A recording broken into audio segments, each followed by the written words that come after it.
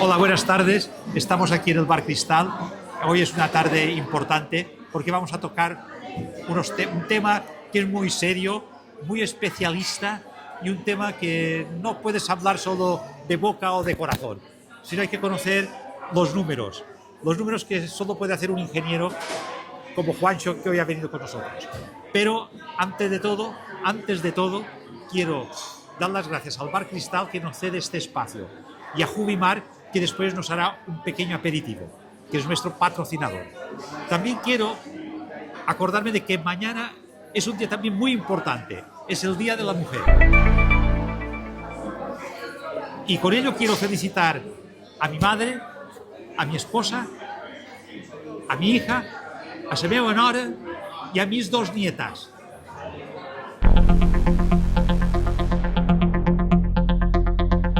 Ahora quiero hacer una pequeña reflexión. En este tema de hoy, que vamos a tocar, que son las inundaciones por las gotas frías o las danas que se originan en el Mediterráneo, no vamos a hablar si se desmanteló la UME en Valencia. No, tampoco voy a hablar de por qué no se cerraron las empresas, los colegios y se ignoraron las alertas o se ocultaron. No hablaré de quienes eran responsables de las carreteras, de los puentes, que algunos se fueron, y de las líneas de ferrocarril que desaparecieron. Pero sí diré que en Valencia, en el año 57, ya hubo una gran riada. 30 y pico de años después, en el 82, hubo otra gran riada que inundó Alicante. Y ahora, 40 y pico de años después, hemos tenido la riada que ha estado involucrado el Pollo y esas ciudades de su alrededor, bueno, de muchas ciudades de su alrededor. ¿Se podría haber evitado? Bueno, la Dana no se podría haber evitado. ¿Se podrían haber evitado las muertes? Se ha estado construyendo en zona inundable. ¿Se puede construir en zona inundable? Esto nos lo aclararán. ¿Se ha hecho algo después de la inundación, aparte de limpiar, de quitar los coches o parte de ellos, de pagar indemnizaciones? Porque volvemos a estar en alerta roja. Algo se tendrá que hacer. A lo mejor no tardaremos 45 años en que vuelva a haber otro desastre. Puede ser mañana. Los que tengan que espabilar, que espabilen. Y Juancho nos dirá también, que es ingeniero de caminos, canales y puertos, qué se puede hacer. Juanjo, cuando quieras.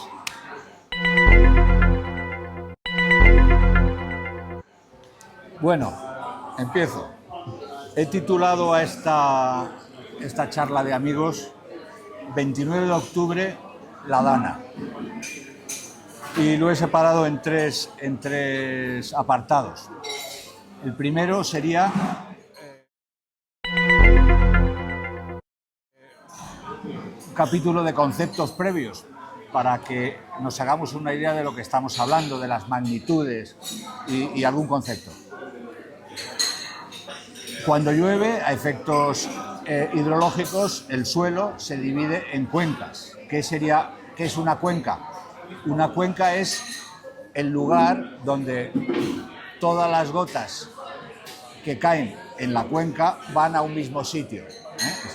Estamos hablando, en el caso que nos ocupa de la Dana se colocó fundamentalmente sobre tres cuencas.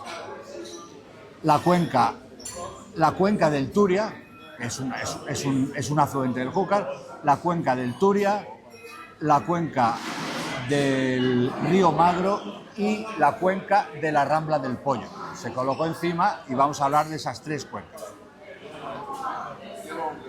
Entonces, conceptos que hay que tener más o menos claros para poder hablar de esto sería el caudal, que son la cantidad de agua que pasa en el tiempo. El caudal se mide en metros cúbicos por segundo. O sea que el caudal depende de la superficie por la que discurre el agua, junto con la velocidad. A mayor velocidad, mayor caudal; a mayor superficie, mayor caudal. De ahí la importancia del tiempo. Cuando nosotros oímos en la televisión, han caído 25 litros metro cuadrado, o lo que es lo mismo, 25 milímetros por metro cuadrado. Eso es, en un metro cuadrado, la cantidad de agua que cae en un día. Claro, no es lo mismo que caiga en un día esos 25 litros o que caigan en 2 horas. El caudal que va a salir va a ser completamente diferente. Zona inundable y flujo preferente. ¿Qué es una zona inundable? Una zona inundable se define como la zona que se inunda para una determinada riada. Las riadas se definen por su periodo de retorno. Estos son conceptos probabilísticos. O sea, que el periodo de retorno de 500 años define la probabilidad de que ocurra esa riada en 500 años. La riada de los 100 años, de periodo de retorno de 100 años, pues sería la que tiene en 100 años un 1% de probabilidad que ocurra en un año, en ese año. Esas son las cosas con las que se calculan las infraestructuras del agua, las infraestructuras hídricas. Otro concepto que habría que tener claro para que veamos el orden de magnitud. Se habla de hectómetros cúbicos. Una presa se mide en hectómetros cúbicos de agua que recoge. La presa de Forata, por ejemplo, que estaba sobre el río Magro, tiene una capacidad, es capaz de almacenar 37 hectómetros cúbicos. ¿Cuánto es un hectómetro cúbico? Para que la gente se haga una idea, un hectómetro cúbico son 1.000 millones de litros. Eso es un hectómetro cúbico.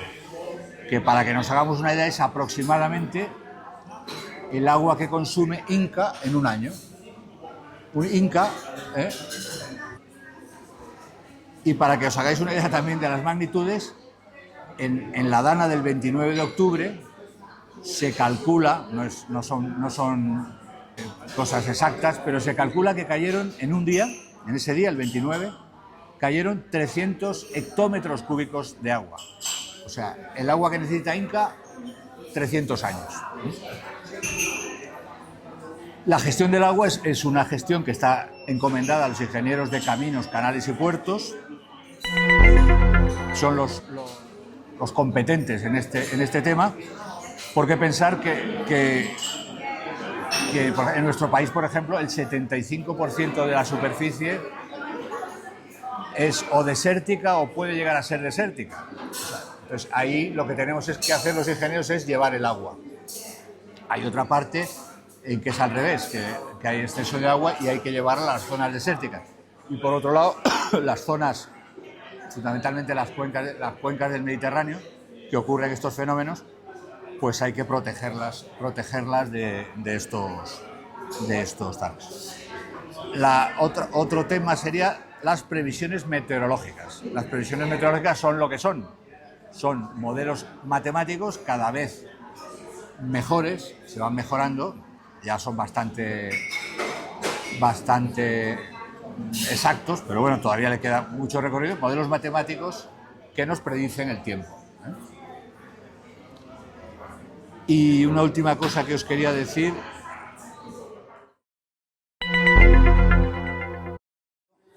¿Qué ocurrió el 29 de octubre del 24 en Valencia? Hemos dicho, no he dicho lo que es una dana. Una dana es un fenómeno meteorológico que consiste en un cierto aire ártico muy frío, se coloca en una zona de la península, en este caso sobre las 3 cuencas estas, y por otro lado, pues el aire normal, el aire caliente que viene del mar, se coloca debajo, el aire caliente sube y al encontrarse el frío y el calor, eso precipita. Y normalmente las danas no se mueven, entonces está mucho tiempo cayendo agua sobre el mismo sitio. Y en este caso se produjo un fenómeno que es que se iba retroalimentando porque iba entrando el agua del mar el agua del Mediterráneo iba entrando y fue un tema tremendo.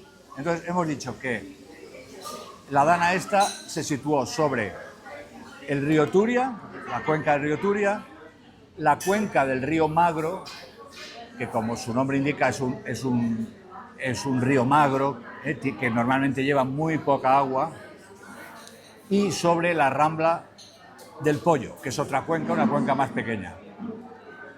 Entonces, bueno, lo que os he dicho, se puede calcular que cayeron unos 300 metros cúbicos ese día. 500 litros metro cuadrado en 8 horas. Eso cayó en Chiva. Esto ha sido un récord histórico. Cayó lo equivalente en 8 horas a lo que cae en un año. En el río Turia, que tiene una capacidad, porque está regulado desde la época de Franco, se encauzó con una previsión de 400 metros cúbicos segundo, que fue sensiblemente lo que cayó en la zona del Turia. Por eso el Turia se comportó muy bien. El Turia es una cuenca que está bastante regulada, está muy bien, está relativamente bien regulada. Entonces se comportó bien en la dana. Los embalses cumplieron su misión y el cauce previsto del Turia pues cumplió su función. ¿Qué pasó en el río Magro? El río Magro tiene una regulación intermedia. Tiene fundamentalmente el embalse de Forata, que es una presa de 37 hectómetros cúbicos. En aquel momento, en el momento en que empieza a llover, habría unos 8 hectómetros cúbicos y en horas se llenó. O sea, en horas, 20 y tantos hectómetros llenaron el embalse de Forata y el Forata tuvo que empezar a soltar agua, claro, si no se hubiera caído la presa. Pero bueno, hizo su efecto de laminación, o sea, hizo cosas. El caudal de entrada, para que se hagan una idea del embalse, fue de 2.000 metros cúbicos segundo y el de salida de 1.100 metros cúbicos segundo. En fin, el río Magro, el embalse cumplió su función. Hubo, por supuesto, inundaciones. ¿Qué pasó en la Rambla del Pollo? La Rambla del Pollo es una cuenca pequeña, tiene unos 40 kilómetros y un desnivel de 1.000 metros. Eso es un 2%, que eso parece que es muy poco, pero para el agua es mucho. Con lo cual el agua coge velocidad, el caudal aumenta. Entonces, la Rambla del Pollo no tenía ninguna regulación, aunque sí estaban proyectadas de hacía años las cosas que habría que hacer en la cuenca, pero no estaban realizadas. Los aforadores, los aparatos que miden el caudal, se rompieron cuando estaba pasando ya 2.000 metros cúbicos por segundo. Pensar que el cauce del Pollo es capaz de absorber 800 metros cúbicos por segundo. Y se rompieron los aforadores con 2.000. Se calcula que pasaron del orden de 3.000 metros cúbicos por segundo. El caudal, la cuenca del Pollo tiene puentes históricos, que es lo que me comentabas tú antes, que resistieron. Para un periodo de retorno de 500 años, que es lo normal en el cálculo de las instalaciones hidráulicas, eso hubiera supuesto que se hubieran calculado las cosas con un caudal de 1.500 metros cúbicos por segundo. Y llegó, se supone, esto no se sabe porque se rompieron los aforadores, pero se supone que se llegaron a periodos de retorno de entre 2.000 y 5.000 años. O sea que fue una verdadera barbaridad. En la zona que afecta la Rambla del Pollo viven actualmente 150.000 personas. En el año 57, que estaba mirando, había unas 20.000. Con lo cual, claro, ha habido un desarrollo en una zona hiper inundable, un desarrollo bestial. Además, un desarrollo, la época del desarrollismo de España, pues bueno, los saneamientos no son muy buenos, en fin, pero eso es una zona... Y la construcción tampoco. La construcción no era muy allá, pero bueno. Pero también, para que os hagáis una idea, en Picassent, que le afectó la riada, y es un pueblo muy cercano, no llovió, prácticamente no llovió. Para que veáis lo que se localiza una dana un poquito más arriba. Pero no llovió prácticamente, chispeó. No, es una cosa curiosa. Y entonces digo, resuelven. En definitiva, cayeron del orden de 300 hectómetros cúbicos en una zona muy reducida y en muy poco tiempo, en horas. Y determinadas infraestructuras no estaban hechas, tenían que haber estado hechas. Según el SEOPAN, que es la unión de las que saben de esto, las constructoras españolas,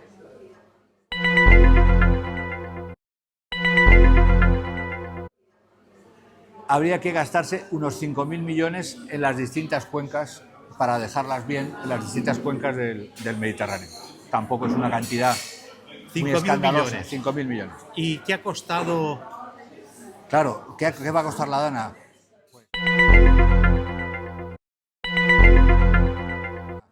Pues probablemente 10 veces más, o sea, de ese orden. Otro dato importante. 10 veces más, estoy diciendo, de ese orden. a los que nos escuchen. Va a costar no haber hecho lo que se debía hacer. Más de la mitad de los muertos eran mayores de 70 años, que este es un dato también a tener en cuenta. Y otra conclusión importante es que el riesgo cero no existe. Se mide en probabilidades. O sea, es un tema probabilístico.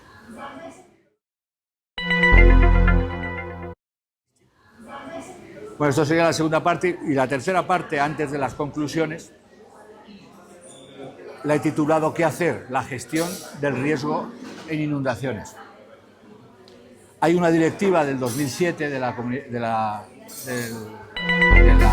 comunidad cuyo objetivo es disminuir riesgo. Lo que nos dice la directiva es disminuir riesgo, no anular riesgo, no puedes, riesgo siempre existe, es disminuir riesgo. Para lo cual hay que evaluar. Entonces, usando ya tecnologías que tenemos, tecnologías del siglo XXI, que son los modelos, fundamentalmente modelos hidrológicos, que con los datos que tenemos, que son datos de 30 años, de los distintos pluviómetros, aforadores, etcétera, incluso con generadores de tormenta, los modelos generan tormentas virtuales.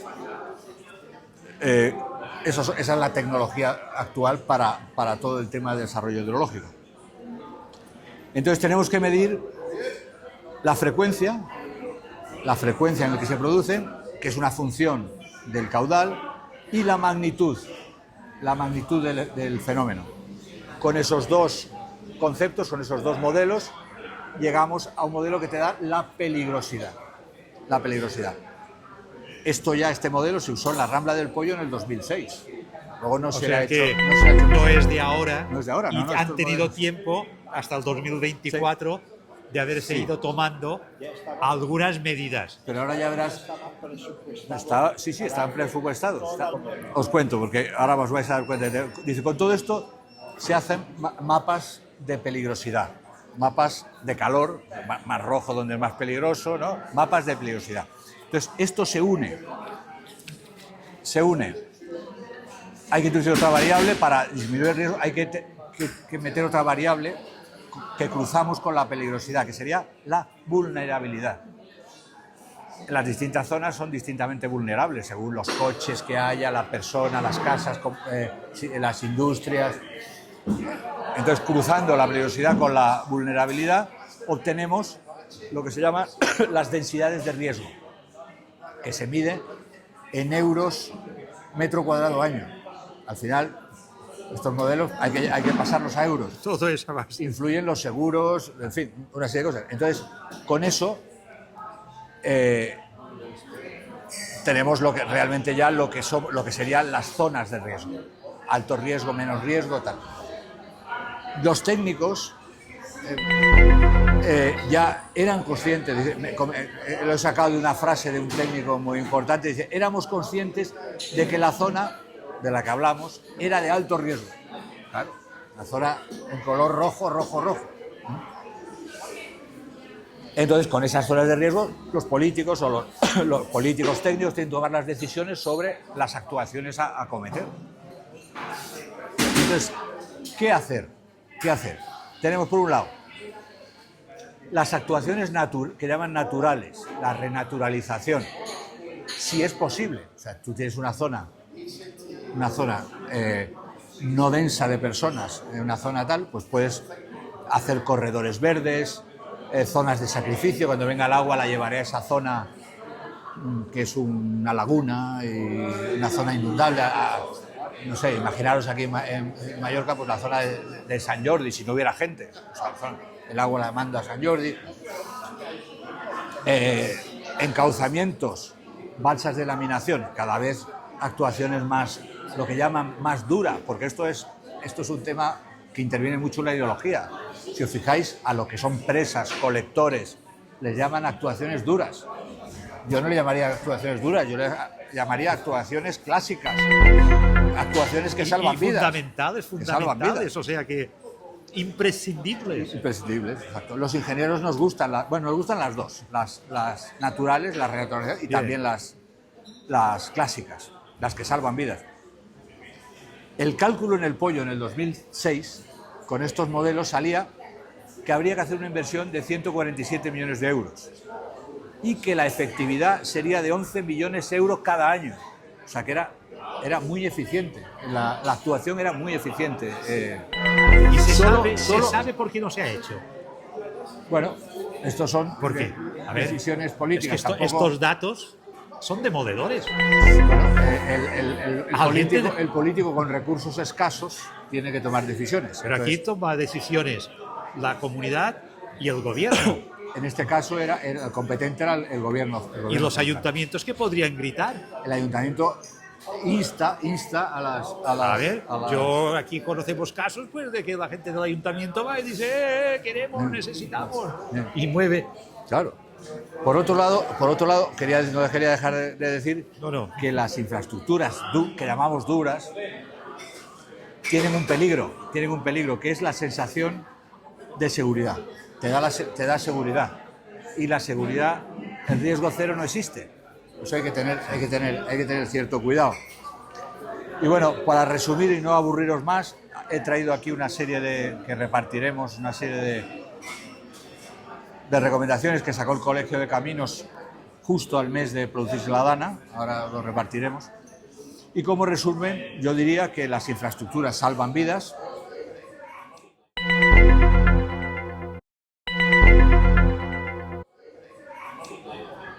¿Qué hay que hacer antes de la inundación? Pues vías de evacuación, adecuación de la edificación, todo esto mientras es posible, y zonificación de los usos en las distintas zonas. Ya durante la inundación, actuar según los planes de emergencia, de los que no nos ha dado tiempo a hablar, y los sistemas de predicción y alertas. Y luego, después de la inundación, tenemos pues, los planes de ayudas, los seguros, las subvenciones, en fin, todo esto. Y siempre, educación e información. Tenemos que aprender a convivir con el riesgo. Estas zonas de la cuenca mediterránea que sufren estos efectos y que debido a cómo va el clima, que parece que vamos a épocas de mayor calor, se pueden producir más, pues son zonas de riesgo de que estas zonas, has comentado, Diego, que en el 57 se produjo una, en el 80 y tantos otra.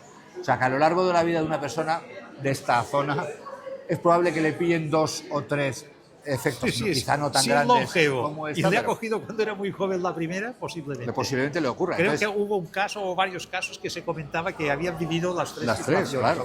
La presa de Tous, por ejemplo, la vivieron. En fin, entonces, para lo cual, educación e información. Aquí podríamos seguir el ejemplo de Japón.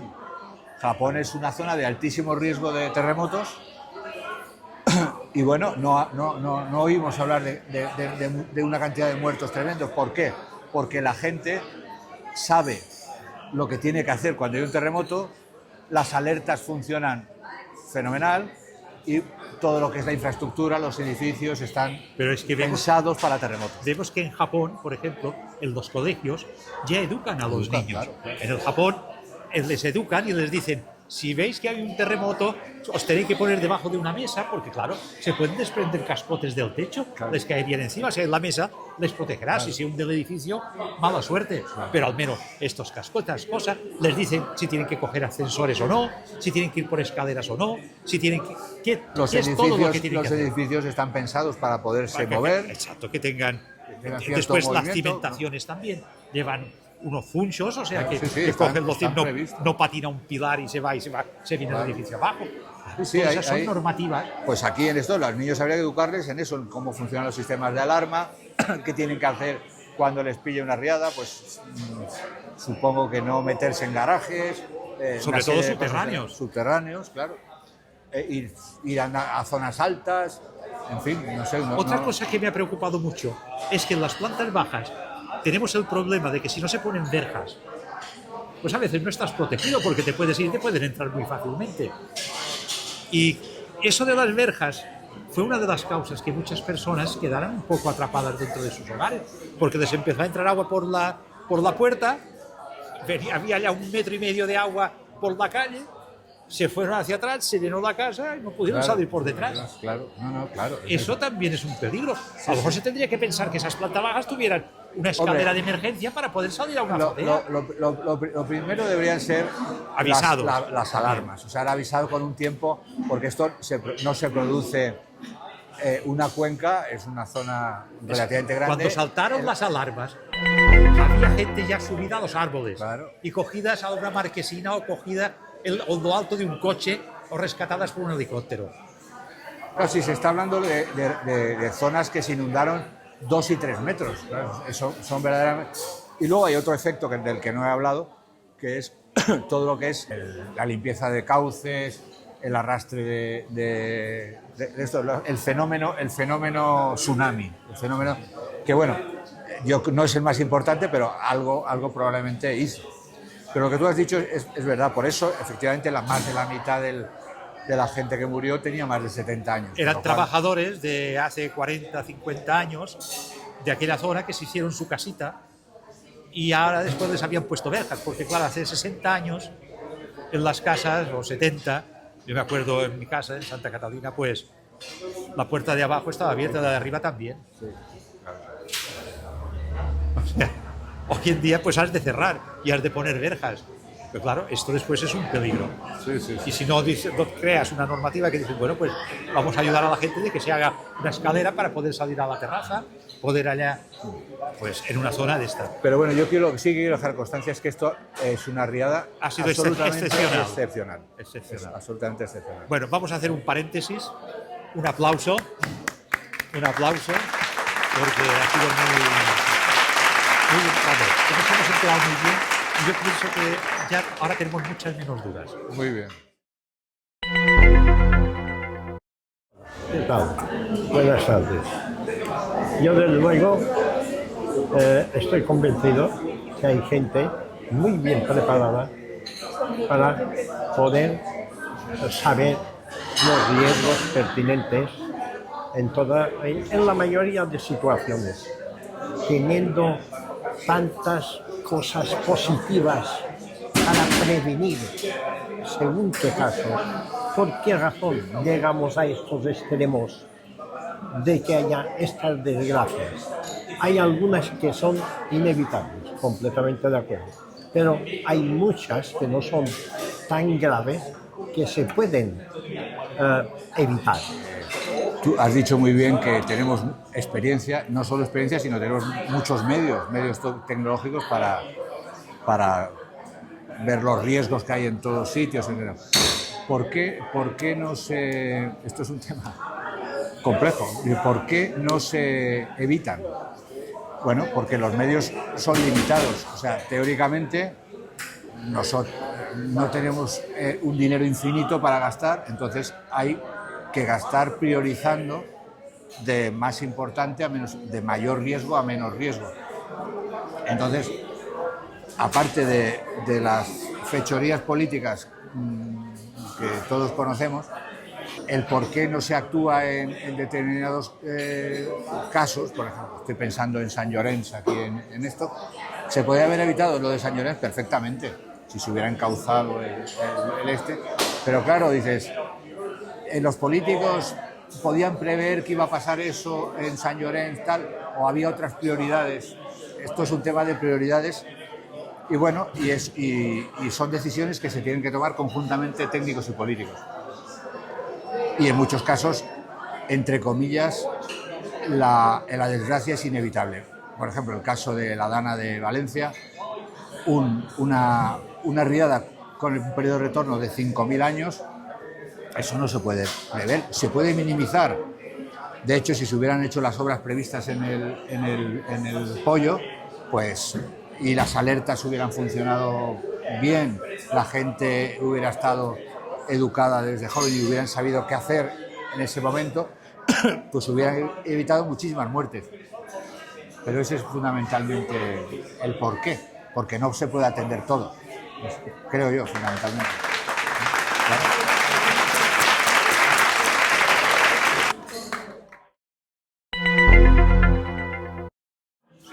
Me gustaría saber qué papel juegan los políticos en todo este tema, porque en la prensa nos vemos que uno se echa la culpa al otro a uno, vemos una desorganización absoluta.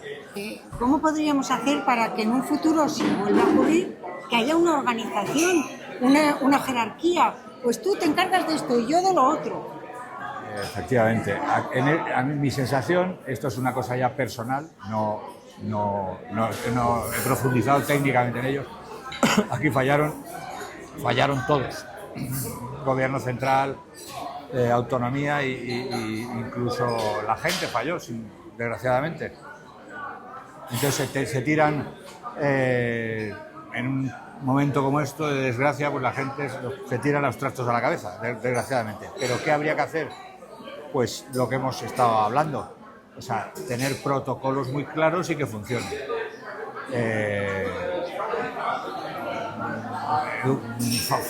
Fallaron los protocolos, pero vamos, si tú tienes protocolos claros y que conoce la gente, pues no. En el fondo es una conjunción técnico-política que funcione bien, se haga bien. A partir de ahí ya verás cómo se empezará a hacer mejor en estos casos. Desgraciadamente tienen que pasar estas cosas para que los políticos se pongan las pilas. ¿Y no tendría que haber una coordinación entre bomberos? Están previstas todas estas cosas están teóricamente previstas. Lo que pasa es que la desgracia que ocurrió aquí fue demasiado grande, o sea, porque la Dana no solo causó las desgracias que causó, sino que se llevó por delante todas las infraestructuras lineales que recorrían la zona, tanto las ferroviarias, carreteras, tal, con lo cual los accesos estaban inutilizados, se costaba llegar, era un tema pues de guerra, casi. O sea, aquí, desde mi punto de vista, tenía que haber intervenido desde el minuto uno el ejército, que son los que están más preparados para casos de este estilo, ¿no?